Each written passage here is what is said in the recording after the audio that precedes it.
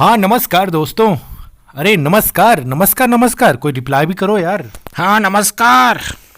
हाँ ये हुई ना बात। चलिए आज का टॉपिक शुरू करते हैं। उसके पहले एक छोटा सा शायरी पढ़ते हैं। किस्मत में लिखी हर मुश्किल टल जाती है, यदि हो बुलंद हौसले तो मंजिल मिल जाती है। सिर उठाकर यदि आसमान को देखोगे बार बार बार बार, तो गगन को छूने की प्रेरणा मिल जाती है। अरे वाह। हाँ तो हम आज हड़प्पा सभ्यता भाग 2 की बात करते हैं। अरे डायरेक्ट भाग 2 में क्यों आ रहा है, भाग 1 भी बताएगा क्या? हाँ हड़प्पा सभ्यता पर बना हुआ पहला वीडियो देख सकते हो यार। हड़प्पा सभ्यता के अंतर्गत मोहनजोदड़ो एक नगर था जिसकी उत्खनन कार्य 1922 में राखाल दास बनर्जी के द्वारा किया गया था। ये नगर जो था वह 2 क्षेत्रों में बटा हुआ था। मतलब एक क्षेत्र था दुर्ग वाला, दूसरा क्षेत्र था निचला शहर।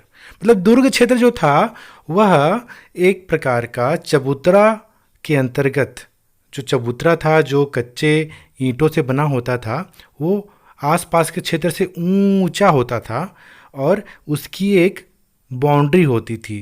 बाउंड्री मतलब घेराबंदी की जाती थी हड़प्पा कालीन निवासियों के द्वारा सुरक्षा के लिए और एक निचला शहर को अपने से अलग करने के लिए। तो इस बाउंड्री के अंदर बहुत सारे मकान हुआ करते थे। उस दुर्ग के ऊपर मकान। अरे बाबा ये दुर्ग होता क्या है? हाँ दुर्ग के बारे में, सुरक्षा कारणों के कारण आसपास के जो स्थान से ऊंचा स्थान, जिसे हम किला भी कहते हैं, उसको हम दुर्ग कहते हैं, जहाँ से चारों ओर हम निगरानी रख सकते थे। तो यहाँ हमने देखा कि मोहनजोदड़ो जो नगर था वो 2 भागों में बटा था, एक दुर्ग और एक निचला शहर। निचला शहर काफ़ी बड़ा विस्तृत होता था। हाँ इसके भी सुरक्षा घेरे होते थे, मतलब बाउंड्री होते थे जिससे वह अपने आप को सुरक्षित रख सकता था। तो निचला शहर और दुर्ग दोनों बाउंड्री हुआ करते थे। अगर दुर्ग की बात करें तो इतना आसपास के क्षेत्र से काफ़ी ऊंचा हुआ करता था, जहाँ पर जो मजदूर होता था किस प्रकार से अपने सर पर रखकर मिट्टी को ढोया करता था और दुर्ग को ऊंचा बनाया करता था। आप कल्पना कर सकते हैं कि एक व्यक्ति एक दिन में 1 घन मीटर के आसपास मिट्टी ढोया करता था। तो सोच सकते हैं कि इतना ऊंचा दुर्ग था कि उसमें 40 लाख श्रम दिवस के रूप में उसे काम करना पड़ा होगा। दुर्ग में कच्ची ईंटों के अवशेष भी मिले हैं। जो ईंट का जो साइज था उसकी लंबाई और चौड़ाई काफ़ी अधिक हुआ करता था। मतलब जो सामान्य हम देखें अगर वर्तमान युग की जो ईंट से, उसका डबल हुआ करता था, काफ़ी अधिक कठोर हुआ करता था। मतलब उसको पकाया भी जाता था। पक्की ईंटों से मकान बनाए जाते थे एवं नालियों का भी निर्माण होता था। अरे बाबा नोट्स तो बनाने थे, काहे को क्लियर कर रहा है? हाँ जो मैं कह रहा हूँ उससे आप नोट्स बनाइए। नालों का निर्माण कच्ची या पक्की ईंटों से बनाते थे और इसकी जो गहराई हुआ करती थी तकरीबन 7 से 8 फीट तक हुआ करती थी। हम देखते हैं कि पहले नालियों का और गलियों का निर्माण किया करते थे। मतलब जो मोहनजोदड़ो के समय या अधिकांश सिंधु घाटी सभ्यता के समय जितने भी नगर थे, सबसे पहले वहाँ पर नालों का और गलियों का और सड़कों का निर्माण करते थे। उस सड़कें जो थी एक दूसरे को समकोण पर काटा करती थी। मतलब ग्रिड पद्धति के जरिए हम उस समय सड़कों का निर्माण किया करते थे। उसके बाद आवाज़ बनाया करते थे। देखिए कितना अच्छी बात है ना कि पहले नालियाँ बनाए, गलियाँ बनाए, सड़क बनाए, उसके बाद आवाज़ बनाया जाता था जिससे कोई परेशानी ना हो नल निकासी के लिए। मतलब नल निकासी का पूरा अत्याधुनिक प्रणाली का यूज़ उस समय किया करते थे। और नालियाँ जो होती थी सड़कों के किनारे किनारे हुआ करती थी, गहरी हुआ करती थी। और उसको साफ करने के लिए, मतलब नालियों को भी साफ करने के लिए बीच बीच में क्या होते थे, एक छोटी छोटी खिड़कियाँ हुआ करती थी, मतलब छेद हुआ करता था जो कि चूने के गारे से बनाई जाती थी। और आसानी से जो गाद जमा होता था नालों में उसको ठीक किया गया। मगर कुछ एक जगह लोथल के बारे में जानकारी मिलता है कि अवशेष में हमको प्राप्त होता है कि जो नालियों के बाजू में ही, अरे गाद का क्या करते थे भाई, भाई? करकट मिले हैं। मतलब जो बालू के कंकड़ पत्थर मिले हैं। एक अध्ययन के अनुसार माना जाता है कि कभी कभी नालों को तो साफ कर दिया जाता था, मगर उसको सही समय पर उठाया नहीं जाता था, मतलब कूड़े करकट को उठाकर कहीं और डाला नहीं जाता था। क्या भाई, दुर्ग का, निचला शहर का, नालों का ही स्टोरी सुनाएगा? कुछ घर के अंदर नहीं घुमाएगा क्या? अरे घर के अंदर भी घुमा ले। हाँ, तेरा ही फोटो यहाँ पर बना देता हूँ, चलिए। अच्छा लगा ना फोटो? चलिए तो अब बात करते हैं स्थापत्य कला का, मतलब जो घर के गृह स्थापत्य कला की बात करते हैं। चलिए ये मकान बना देते हैं। अब टॉपिक जो शुरू कर रहे हैं उसको गृह स्थापत्य के रूप में समझेंगे कि एक मकान या घर कैसे बनता था, कैसे बनाया जाता था और कैसे कैसे कमरे होते थे, आंगन कहाँ होता था। तो चलिए आप सभी कल्पना कर लीजिए, मकान के अंदर चलिए। मकान के बीचों बीच में आंगन हुआ करता था। आंगन के चारों ओर कमरे हुआ करते थे, क्योंकि जॉइंट फैमिली था तो कमरे एक दो नहीं होते थे, अपेक्षाकृत ज़्यादा हुआ करते थे। अरे क्या बना रहा है यार, समझ नहीं आ रहा है। ऐसा लग रहा है झंडा बना रहा है। 15 अगस्त अभी आया नहीं है, कोरोना के चक्कर में 15 अगस्त स्वतंत्रता दिवस। यार चुप, ये जब मैं झंडा पढ़ा तो बीच फहरेगा में कि काहे नहीं को स्कूल बोल में? देता है। अरे हाँ, समझा ये रहा हूँ कि आंगन के चारों ओर कमरे हुआ करते थे और एक साइड में ही कुआं हुआ करता था। मोहनजोदड़ो में तकरीबन 700 कुएं मिले हैं।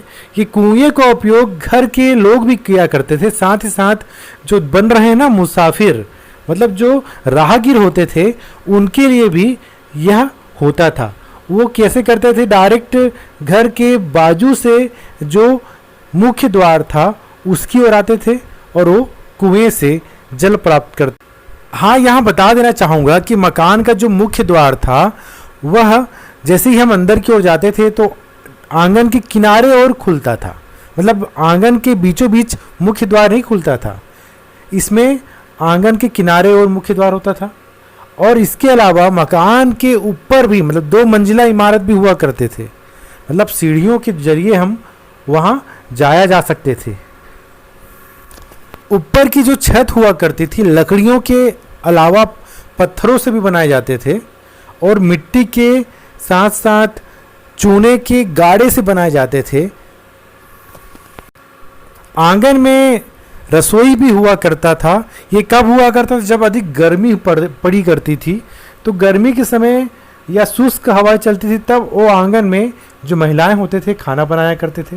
मोहनजोदड़ो में कुल 700 कुएं ध्यान से देख रहा हूँ यार, चुप हूँ। में बने हुए जो घर होते थे उसके नीचे खिड़कियां नहीं मिली हैं, जबकि डबल मंजिला वाले जो घर थे उनमें खिड़कियां मिली हैं। और हम देखते हैं कि जो फर्श थे वो ईंट के बने होते थे। आज के समय जो टाइल्स बनता है ना, उस समय वो चमकदार ईंटों का प्रयोग करते थे। कुछ बोलने देगा यार मुझे। देख गले में भी खांसी आ रही है, कुछ बोलने दे यार। कब्रिस्तान अचानक कैसे बना दिया तू? कुछ समझाया ही नहीं। हाँ सॉरी, क्या है, मैं वीडियो रिकॉर्ड करने ही भूल गया था। तो ये अगला टॉपिक देखते हैं, शवाधान या कब्रिस्तान। इसमें हम देखते हैं कि किस प्रकार से शवों को दफनाया जाता था। शवों को दफनाने के लिए उसके बारे में 1922 में राखालदास बनर्जी के द्वारा उत्खनन के दौरान मोहनजोदड़ो में एक कब्र से व्यक्ति के सर पर लगा हुआ शंख प्राप्त होता है। तो यहाँ पर हम देखने को मिलता है कि जो व्यक्ति का जो शव है दफनाया जाता था, एवं कहीं कहीं पर उस शव के ऊपर ईंट के मंच बनाए जाते थे। जैसे कि हम देखते हैं कि मिस्र की जो सभ्यता है उसमें पिरामिड का विशेष महत्व है। जो राजकीय व्यक्ति होता था उनके पिरामिड के नीचे बहुत सारे सामग्री भी दफन किए जाते थे। सिंधु घाटी सभ्यता में हम देखने को मिलता है कि जो दफनाया गया होता था उसके आसपास उसकी प्रिय वस्तुएं भी दफनाए जाते थे। इसके रूप में बर्तन मिलते हैं, कंघी मिलते हैं, दर्पण मिलते हैं और बहुत सारे सामग्रियाँ जो उनके घरेलू उपयोग के लिए होते थे वो सब दफनाए जाते थे। अब देखते हैं विलासिता की वस्तुएं। इसमें हम देखते हैं कि एक महिला जो अपने लिए विभिन्न प्रकार के सौंदर्य प्रसाधन का उपयोग करती थी, चाहे वो पाउडर हो, लिपस्टिक हो और कान के लिए झुमके हों, सभी प्रकार की वस्तुओं का वह उपभोग करती थी। चनहुदरों में हमको उत्खनन के दौरान, मतलब जो सवा कब्रिस्तान में जो उत्खनन हुए हैं उसके दौरान हमको लिपस्टिक भी मिले हैं। अरे भाई उस समय भी ब्यूटी पार्लर हुआ करता था क्या? हाँ, इसकी जानकारी नहीं है। देखिए अगला देखते हैं कि फायांस रियल में रेत, बालू और चिपचिपे पदार्थ का एक लेप होता था जिसमें बहुत सारे रंग बिरंगे प्रकार के बर्तन बनाए जाते थे। अर्थात जो फायांस होता था इसमें इत्र या सुगंधित पदार्थ रखे जाते थे। ये अपेक्षाकृत महंगे हुआ करते थे क्योंकि काफ़ी अधिक मेहनत से बनता था, क्योंकि ये दिखाई देने में तो काफ़ी छोटे थे मगर काफ़ी अधिक महंगे हुआ करते थे, क्योंकि इसके लिए तो रंगीन रंगों का भी उपयोग किया जाता था। फायांस की कुछ औषधि गुण भी हुआ करते थे जिसमें मदिरा को भी रखा जाता था। देखते हैं कि उस समय विलासिता के जो वस्तुएं थे उसमें सबसे अधिक महंगी फायांस हो गई। इसके अलावा सुई भी हुआ करती थी, क्योंकि उस समय वस्त्रों को सिलने का काम किया करते थे सुई के जरिए, तो सुई भी महंगी हुआ करती थी। मृदभांड भी महंगे थे। ये उत्खनन के दौरान बहुत सहेजे हुए प्रतीत होते हैं। ऐसा लगा गया कि किसी कमरे के किसी किनारे वाले भाग में ये रखे जाते रहे हैं। इससे हमको अनुमान मिलता है कि ये काफ़ी अधिक कीमती रहे होंगे। इसके अलावा जो सोना है ये भी दुर्लभ मात्रा में पाए जाते थे। जिसे वर्तमान समय में सोने का काफ़ी डिमांड रहता है ना, वैसे उस समय भी काफ़ी डिमांड रहा हो। सोना दक्षिण भारत से मंगाया जाता था। अब देखते हैं कुछ पत्थर भी बहुमूल्य हुआ करती थी। कार्नेलियन, ये लाल रंग का होता था, काफ़ी सुंदर दिखता था। इसके अलावा जेस्पर था, स्फटिक था, क्वार्ट्ज था, सेल खड़ी था, जो भी पत्थर से ही बने होते थे। इससे मनके बनाए जाते थे। ये सब पत्थर के बहुमूल्य वस्तु हुआ करते थे। अब धातु की बात कर लें तो धातु में चांदी हुआ करता था, सोना जिसका डिमांड था, तांबा, कांसा, इस प्रकार के धातु हुआ करते थे। लोहे की खोज नहीं हुई थी ना उस समय। आकार कैसा था? ये जो रत्न आभूषण था उसका आकार गोलाकार था, बेलनाकार था एवं आयताकार भी था एवं अर्धचंद्राकार भी था। इस प्रकार से आकार हुआ करते थे जिसको अधिकांश महिलाएं और पुरुष दोनों पहना करती थी हार या मालाओं के रूप में। मनके और जो मुहर होते थे वो सेल खड़ी से बनाए जाते थे, और जो कि इसकी जो छाप भी होते थे मुहरों में। इस प्रकार से हमने देखा विलासिता की जो वस्तुएं और शिल्प है इसमें फायांस का विशेष उपयोगिता है। प्रश्न पूछा जाता है फायांस क्या था, और इसके अलावा लोहे की खोज तो हुई नहीं थी, तो क्या था? धातु के रूप में चांदी, सोना, तांबा, कांसा। हम देखते हैं कि जो महत्वपूर्ण जो वस्तुएं हैं, यह मणि है, कहाँ से आया जाता था। तो देखते हैं भारतीय उपमहाद्वीप के संदर्भ में देखते हैं कि नागेश्वर और बालाकोट से शंख मंगाए जाते थे और उसके आसपास भी बस्ती बस जाती थी। अफगानिस्तान के जो सोर्तघई है वहाँ से मड़ियाँ या नारंगी रंग के पत्थर मिलते थे। कार्लियन जो था गुजरात के भड़ोस से मंगाते थे, तांबा खेतरी से मंगाते थे और सोना दक्षिण भारत से मंगाया जाता था। इसके अलावा जो मेसोपोटामिया है वहाँ भी मुहर मिले हैं हड़प्पा का। मेसोपोटामिया के लोग हड़प्पा को मेलुहा कहा है। उत्तरी अमेरिका हो, दक्षिण अमेरिका हो या दक्षिण अफ्रीका हो या चाइना या जापान का जो क्षेत्र हो, उत्तरी क्षेत्र, वहाँ किसी से संपर्क नहीं था हड़प्पा वासियों का। मगर देखेंगे कि अदन में, अमन में, इन क्षेत्रों में या फारस की खाड़ी में इनका व्यापार होता था। नावों के अच्छे कुशल चालक थे ये। हाँ टेंटू, पानी देगा? हाँ नहीं दूंगा, आजा ले जा, तू अपना काम कर। Okay bye. ओके दोस्तों, मैं इनसे निपट के आता हूँ, पानी दे नहीं रहा है मुझे, मैं जा रहा हूँ, आप इसका नोट्स बना के रखिएगा। हाँ क्या बोला तू? अरे पानी मंगा देता क्यों नहीं तू? हाँ नहीं बोला।